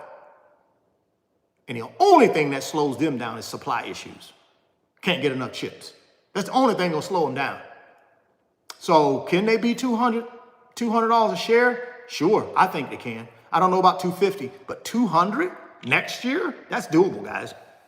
In my opinion, that's doable, Lord only knows. I'm going to stay the course, control what I can control, keep my DCA going, stay positive. And while I wait on my long-term stuff to develop, I'm going to kill the shorts. Plenty of money to be made in these shorts, guys, I'm telling you. Don't sleep on them. Plenty. Just get your little strategy down and just stick with the strategy. You don't need but 2 or 3 of them. You can give me ServPro, Applied Digital, NVTS, just those 3 alone. Killers. Just watch the pattern in them. Just look at the pattern. Just go look at the pattern of those 3. Look at the stock price pattern over the last 60, 90 days. Look at the stock market. It'll tell you. It'll tell you exactly what's going to happen. Why is that happening, guys? Because there are growing companies that are taking on investment. Right? So when the investment comes in, price goes up. Then it tails off. Investment goes back in, goes up, tails off. Investment goes in, goes up, tails off. You just got to follow the pattern. That's all you got to do. Follow the pattern. Go out on Google, Yahoo Finance, type them in Yahoo Finance, get the 1 year daily stock price fluctuation and just follow the pattern. That's what I'm going to do. That's what I'm going to keep doing. Tracy. Hey, Tracy. OG. We got another OG in here, man. We got some OGs in here. Some of you you new folks, you see how these OGs ask some questions. We got to get in here and get some questions. I mean, you only get out of this thing Tracy's here every single week. She's in the community chat pretty much every single day. She has a life. She has busy things going on. She got a family, but she prioritizes her wealth building. She also is willing to help others by offering her opinion, and her experience. Guys, this is what makes this community so wonderful. Thank you, Tracy, for your leadership. All right, here we go. Aloha, Mr. Fain and fellow wealth builders. Let me start by saying how thankful I am to be in this club. It's safe space for me. That is vital. I just want to say it again. Ain't no club I'd rather be. No, ain't no other club I'd rather be. Mr. Fain, thank you for sharing your experience and wisdom with us. You're very welcome. My question tonight is, do you think this new golden age of America will last longer than the next 4 years? Thank you. I think what you got is, let me be honest with y'all, I think the golden age of America has been here for a long time. Now, President Trump has resurrected that phrase, and I think over his next 4 years, if he has it his way, it will be golden, because he's a business person. He's a one percenter. I don't care what side of the fence you own, the guy's a one percenter. One percenters are going to take care of one percenters. What do the 99% got to do? Focus on the things that build wealth. Anything that don't build wealth, right? You got to focus on building wealth. Now, again, you don't put that in front of your family, and I don't believe you put it in front of your faith. But I think faith and family, people, wealth. Those are my 4 priorities. And I don't care what Trump does, because I know he's not going to do anything that the 1% ain't going to be in line with, because he's a one percenter. He's gonna shoot his own self in the foot. Where do you think his wealth is? His wealth is in real estate. His wealth is in his companies. Why would he do anything against his companies and his real estate holdings? He's not. So all I'm saying is, the person that sits in that Oval Office in that big chair, in my opinion, doesn't run the country.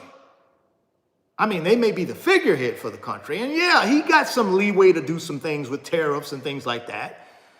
But ultimately, the 1% run this country.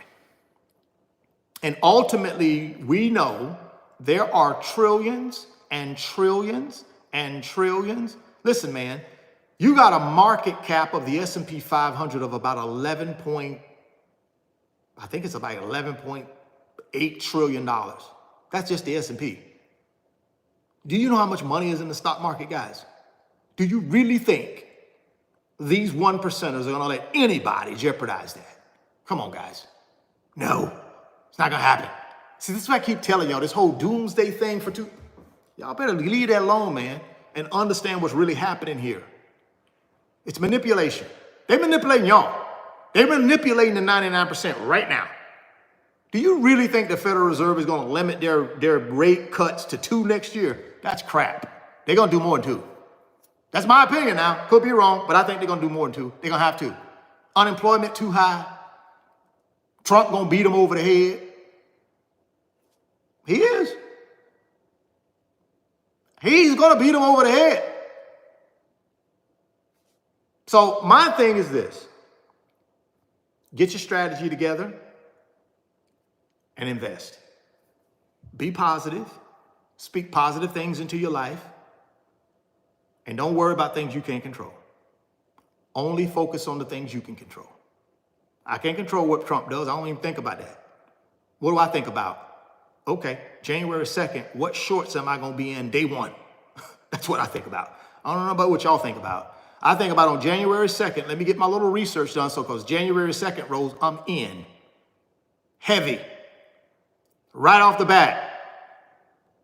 Because I know if something don't work out, it ain't going to last. Then I just buy the dip. It ain't going to last. Look what happened in 2022. Negative 20% in the S&P. Look what it did in 23 and 24. I told you guys it don't last. So stop, don't panic. Buy the dip. Get long in this thing and buy the dip. It ain't gonna last. It's gonna resurrect itself. It has to. You have trillions and trillions and trillions and tens of, I don't even know how much. Let me ask ChatGPT real quick. I just want to know this, and then we're gonna finish up. Chat GPT, how much money is invested in the United States stock market?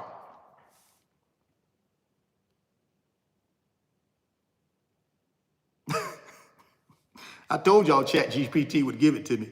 Check this out. According to recent data, the total market capitalization of the United States stock market is around 55 trillion. This means that approximately 55 trillion is currently invested in stocks listed on American exchanges. Do you guys know what that is? Do y'all know how much $55 trillion is, guys? This is what I keep telling y'all. How in the world does that fail? It can't, guys. This is what I keep telling y'all. It can't fail. It's $55 trillion. The whole planet blows up if that fails. There ain't no planet, nothing financial on our planet exists if that goes bad. And you really think they're gonna let one guy, Donald Trump, blow all of that up? Come on, man. Focus on the things that you need to focus on, which is your DCA plan and building wealth, making money, keeping it, and putting it in something to build wealth. $55 trillion. It's too big to fail, guys. That's what I keep telling y'all. It's a continuous bull market. It's too big to fail. All right, let's move on. Let's finish this thing up. Tracy, I hope that answered. I think yes, it will be a golden age these next 4 years. Yes, it will be. I think these next 4 years will be some of the best years to build wealth in American history. And I ain't taking nothing from President Trump, but it's just the way the market is going. Now, he'll have a little bit to do with it, but it won't be all him. It's just the way it's going. With this artificial, guys, do you know last year alone, artificial intelligence created 500,000 new millionaires in America? AI. Whether people start businesses in AI or people investing in the AI industry, it created an additional 500,000 millionaires. Double in 2025, 1 million. Why can't that be me and you? See what I'm saying? So with this artificial intelligence thing, man, all right, let's move on. Maurice, good evening. Good evening, family. Let me start first by wishing the entire family and Wealth Builders happy holidays if you celebrate. Appreciate it, Maurice. Happy holidays to you as well. Awesome subject today, because I want to know how long it would take to turn my annual income into my monthly income, because that could put us at the enjoyment state of wealth, and I would love to achieve that within 3 years. Here's the thing. This is what you got to do, Maurice. You got to say to yourself, what does the enjoyment stage of wealth look like for me? And how much money do I need coming in on a monthly basis to consider myself in the enjoyment stage of wealth? And I'm not talking about active salary. I'm talking about passive income from my investments. So that's the first question you got to ask yourself, right? You got to say, well, enjoyment stage of wealth, how much money do I need coming in from my investments on a monthly basis to take care of me? Let's say you say that's $5,000 a month, right? So then you got to say to yourself, okay, I got $5,000 a month will represent enjoyment stage of wealth for me. I can pay for everything I need paid for from my investments, live a great life, do the things that I want to do and not have to worry about how I'm taking care of myself. $5,000 a month does it for me. So then you got to say to yourself, well, how much assets do I need to generate $5,000 a month? Rule of 200, right? We talk about this all the time, rule of 200. So I take the rule of 200, times it by 5,000 a month. I take 200 and times it by $5,000. What does that give me? $1 million. So now I know if I want $5,000 a month coming in from my investments, at minimum, I need $1 million. Because then I'll take a 6% rate of return on that million to generate $60,000 a year. Divide that by 12, there's my 5,000. Now, how in the world do I get the 6%? Well, there are plenty of investments that you can take the money out of the stock market and put it in treasury bonds, laddered CDs, real estate that you own free and clear, other investments that give you a better guarantee on your principal. They won't give you as much upside on interest or growth, but they'll protect your principal and pay you 4, 5, 6% a year in income. You could take $1 million and put it in AT&T stock. Now that's still the stock market, but they'll pay you a 5, 6% yield a year on that $1 million, right? So there are ways to take the money out of the stock market when you build the wealth and then transition it to income. Protect the principal, live off of the interest. That's what you would do, Maurice. But you're talking about 3 years. That's a lot of financial pain you're going to go through if you haven't gotten a good start on this $1 million, right? So a part of building your strategy is saying to yourself, what is my income? How much free cash flow do I have to put in these investments? And will that free cash flow I'm putting in these investments build me up to the net worth I need in the number of years I want to do it? You got a 3-year deal here. I don't know what the net worth is now. You may already have $1 million. I don't know. But whatever your net worth is today, what I would do is do a future value calculation of money and see what type of income would that generate today. For example, let's say I'm in a situation where I wanted $5,000 a month coming in. And I know already through the rule of 200, I need $1 million to create that. But right now, my net worth is $500,000. So right now, at $500,000, at a 6% rate of return in income, that's only $30,000 a year, not 60.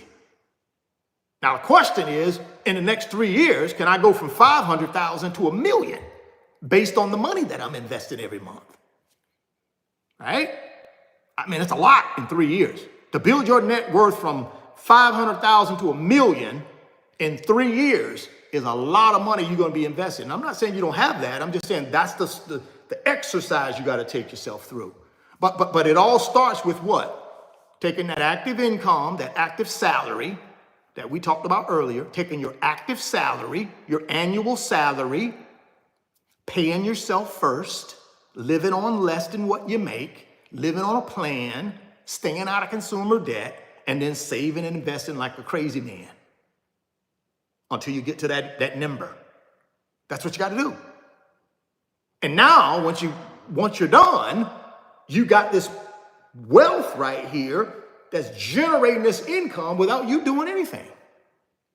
Now you go live the life that you want to live without worrying about how I'm going to pay the light bill, how I'm going to buy groceries, how I'm going to pay my mortgage, how I'm going to pay my rent, how I'm going to do this and how I'm going to do that, because the wealth will take care of you.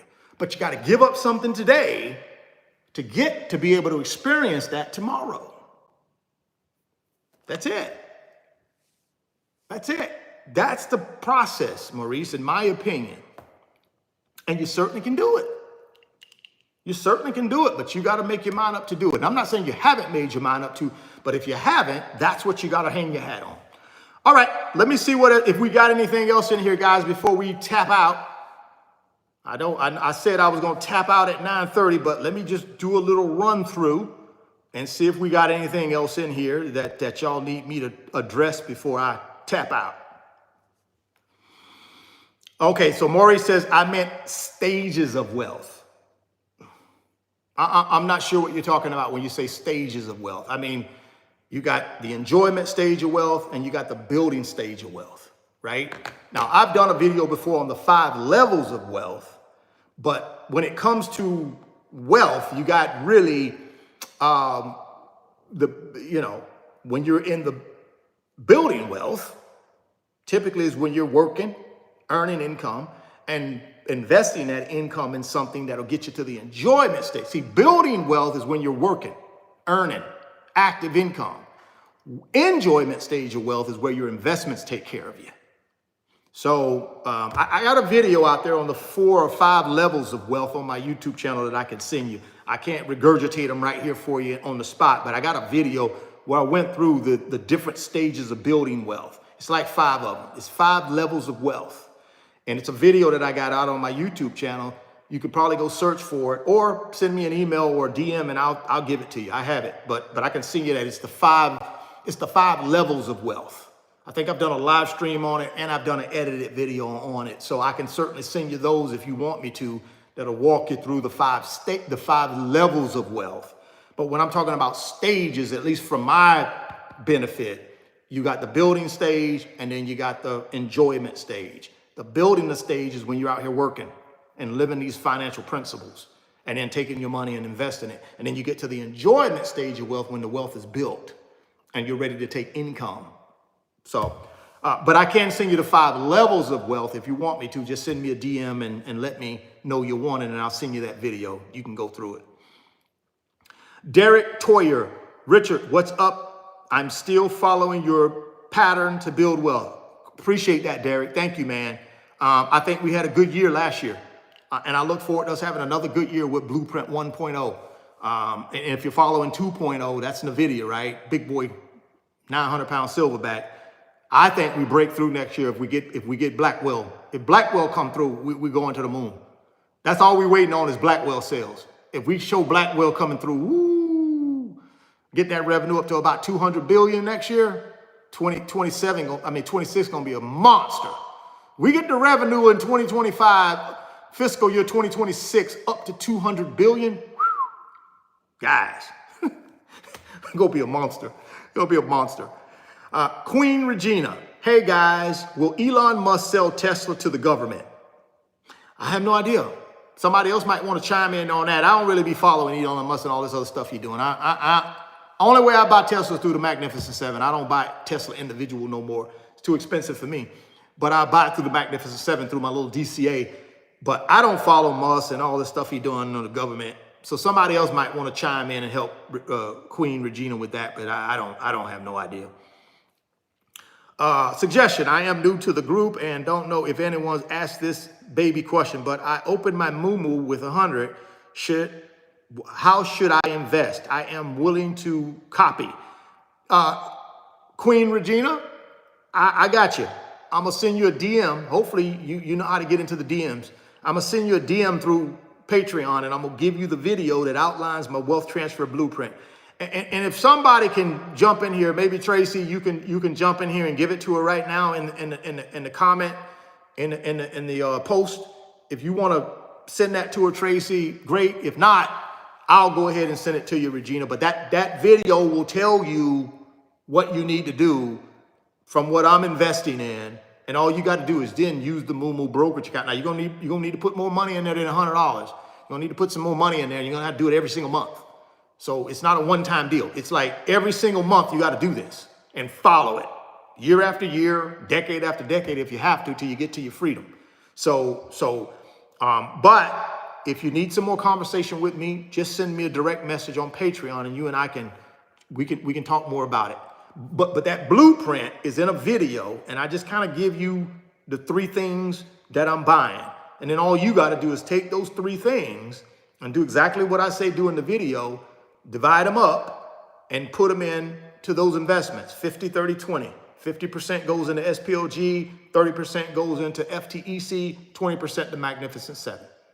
Okay? Team Kawasaki, hello, wealth builders.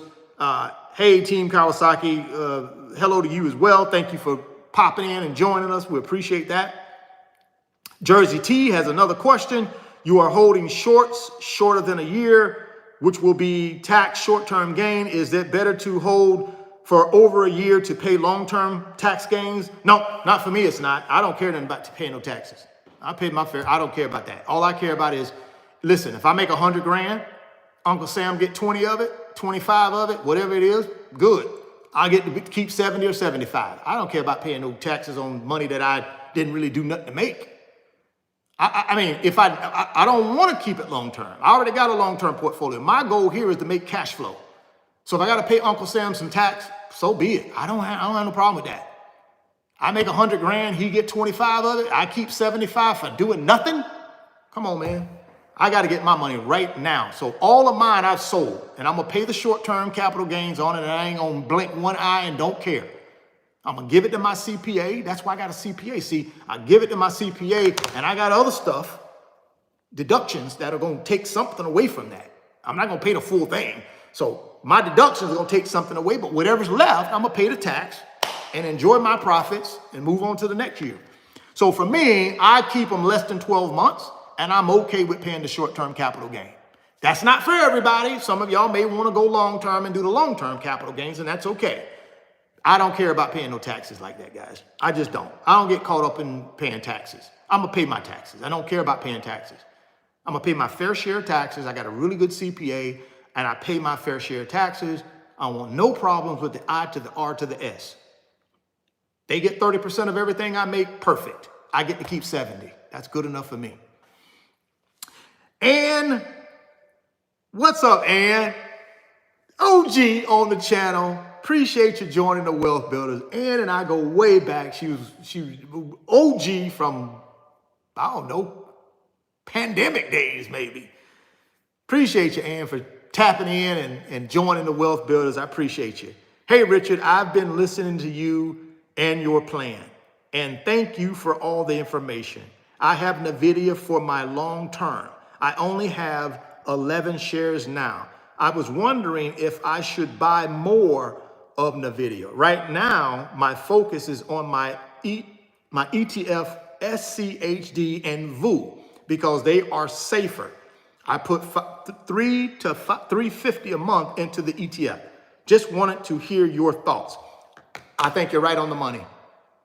Keep doubling down on the ETFs because you ain't got to be the expert, right? Keep doubling down on the ETFs. Now, here's the thing with NVIDIA. If you got some extra cash, right, and you want to build up your position in NVIDIA, then do that. But it ain't going to be the bread and butter. The bread and butter is going to be them ETFs. Double down on the ETFs all day, every day. And then if I got a little bit of extra money left over and I want to try to catch some upside on NVIDIA because I think it's a great company and it's going to the moon, it's going to Pluto, it's going to Neptune, it's going to Saturn, then do that with a little bit of money on the side. But don't cut back on the ETFs. That's the bread and butter. That's the steady Eddie.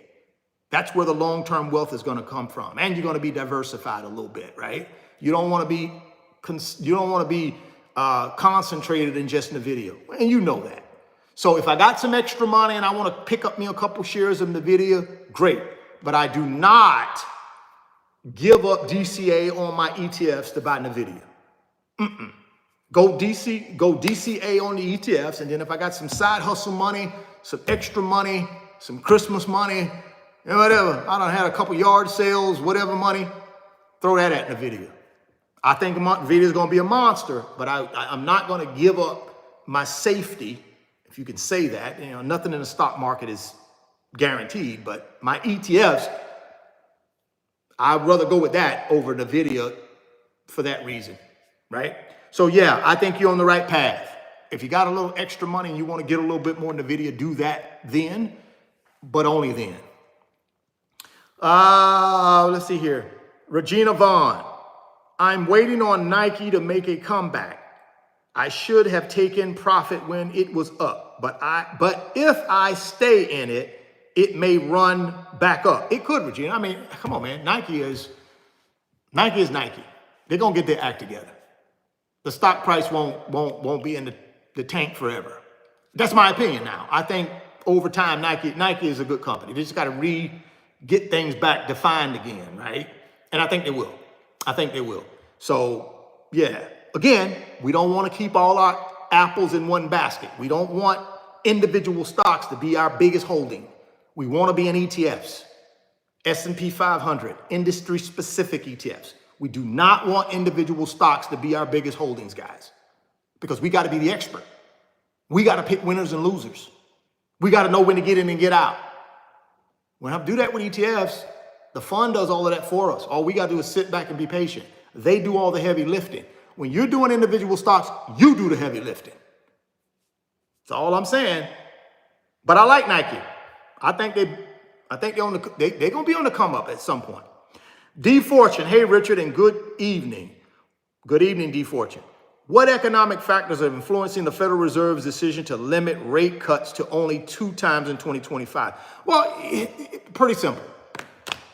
When you look at the economy, you got a GDP in the second quarter at 3%. You got GDP for the third quarter now revised up to 3.1%. You got an estimate GDP for the fourth quarter at 3%, right? When you look at inflation, before PCE came out, you looked at CPI. It showed a slight increase over the last 3 months, slightly increasing, very minimal, 0.1, 0.01, that kind of stuff, but slightly increasing. When you look at the CPI over the last 3 months, slightly increasing. That's a concern, right? When you look at the labor market, last labor report came out for November. Economy added what? 227,000 jobs? Pretty decent, right? So what the Fed is saying is, well, hold up. We got a great economy, decent labor market. Inflation is kind of creeping its head back up. Why would we want to decrease rates? That will only stimulate the economy more. Right? That's gonna. So that's their case they're making. Personally, I don't believe none of that. But that's the case they're making. They're saying, we're not saying we're not going to do some rate cuts. We just need to be careful not to do too many and stimulate the economy, overstimulate it. It's already at a 3% GDP. So if we continue, we don't want to overstimulate it and risk the chance of inflation going back up. So then you come out with the PCE report on Friday, this past Friday. Headline, 2.4%, right? Better than expected. Core, 2.8%, better than expected. So that's a good news. That's a good sign that inflation is still manageable. It's not really getting out of control. And that's the report that the Federal Reserve really uses, is the PCE, not necessarily CPI. Even though they look at the data, they really hang their hat on PCE. And then you got to look at the labor market and you got to say to yourself, yeah, we added 227,000 new jobs, but we also got a 4.2% unemployment rate. So they prefer it in the threes. So I think you're going to get more than 2 rate cuts next year, in my opinion, but that don't mean I'm right. But the Fed is looking at, we don't want to overstimulate the economy when it's already doing well. How do you stimulate the economy? Lowering interest rates. Because now people have the ability to go out and borrow money cheap. Companies can borrow money cheap. And what do people do with that money when they borrow it? They spend it. Could increase prices again if we don't have the right supply. If we got more demand than supply, prices go up. So that's what the Fed is saying. We're not going to take rate cuts completely off the table, but we're not going to stand by and tell y'all we're going to do 4 or 5 rate cuts until we get more data. Right now, with the data we have today, it looks like we may consider 2, but that's going to change. It's going to change. I think they're going to do at least 100, 125 basis points next year. That's what I think. That don't mean I'm right. I just think that's what they're going to do. So that's my little 2 cents, D Fortune. Hopefully that helped. J Focus. Hello, everyone. My question is, what is considered a short stock and how do you find a potential short stock? Well, I think I went through that, J Focus, earlier in the live. But just real quick, and then I'm going to get ready to get out of here. Real quick. Shorts, for me, are just up-and-coming companies, growing companies that are taking on debt or taking on investment in order to fund their growth. They're not profitable yet. They're not making a bunch of money yet because they're growing. Now, I look for those companies, but the reason I kind of fall into them is because of NVIDIA. a company that I buy shares in. I like NVIDIA, so I look for companies that they've made an investment in. Serve Robotics, Applied Digital. Those are two of the companies that they've made investments in. So I'm thinking if they're good enough for NVIDIA and they're a 900-pound silverback gorilla, $3.5 trillion market cap, crazy company, but they're taking their free cash flow off of their balance sheet and investing it in these little companies. What do they know? I don't know. So that's what got them on my radar. Now, once they get on my radar, I do a little homework. I look at the stock price fluctuations and I figure out how can I buy low and sell high. So I'm timing the market. On that specific strategy, I am timing the market. But that's not my biggest strategy. My long-term strategy is my time in the market. So I've been doing this for a long time, so I'm comfortable with my shorts timing the market. So what do? I look at the fluctuations in the stock. I pick strike points, buy-in strike point, exit strike point. So entry strike point, exit strike point. I find those, I get comfortable with them, and I just rinse and repeat them. Every time ServPro is at $8 a share in that range, I buy it and I wait. And I know within a month or two, it's going to spike up. When it gets investment, it'll spike up, or something good happens, it'll spike up and it'll go to $13, $14, $15 a share. Boom. That's where I made my money. I parachute out. I wait for the next dip down to $8 a share. So that's what I do. There's no scientific thing to it, guys. I've run you through what I do.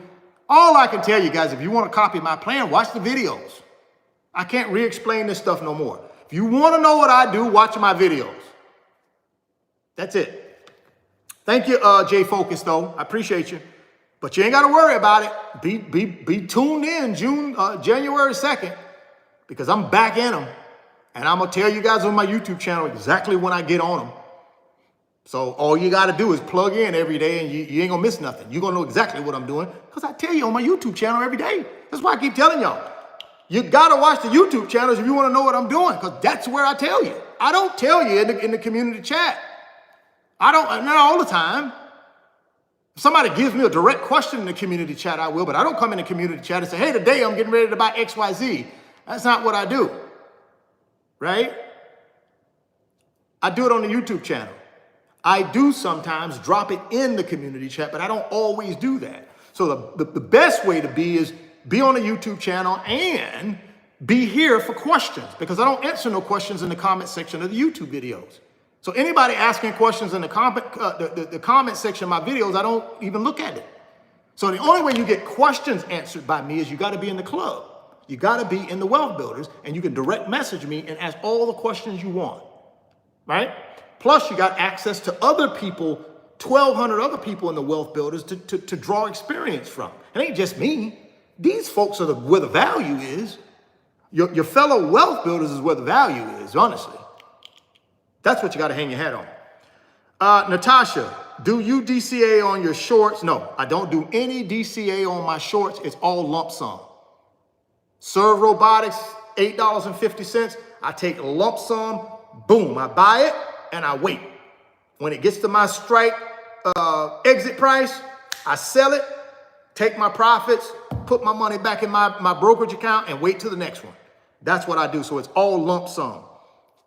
Karen Timberlake. Hey, Richard, I know that this may not be the venue for this, but I funded my Moo stock and have tried reaching you through the website and have been unable to. Karen, do you know how to use the direct message feature on Patreon?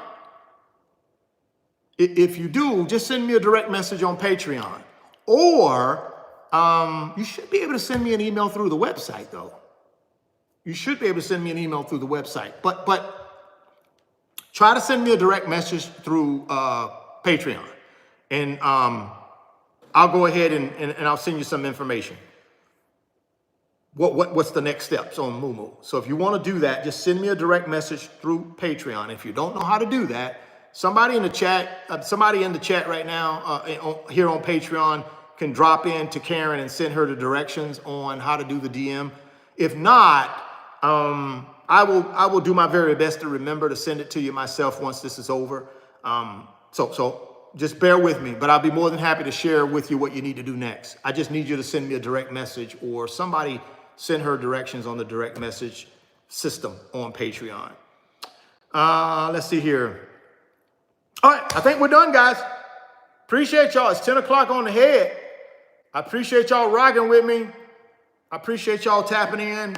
I won't talk with you guys. Well, we won't be in this format until next Monday, the 30th. But hopefully all y'all have a wonderful, safe holiday season. Merry Christmas to all you folks that celebrate Christmas. And just enjoy your families. Enjoy the fellowship. And, get yourself ready for 2025, guys. It's going to be a monster year. Big things are going to be happening. I told y'all $55 trillion worth in the stock market. I don't know anything bigger than that. Maybe real estate. Maybe real estate. Let me check on that. Let me see. Let me check on that. Let me check on real estate. Let me check on that, and then we're going to get out of here. How much is the real estate in the United States worth?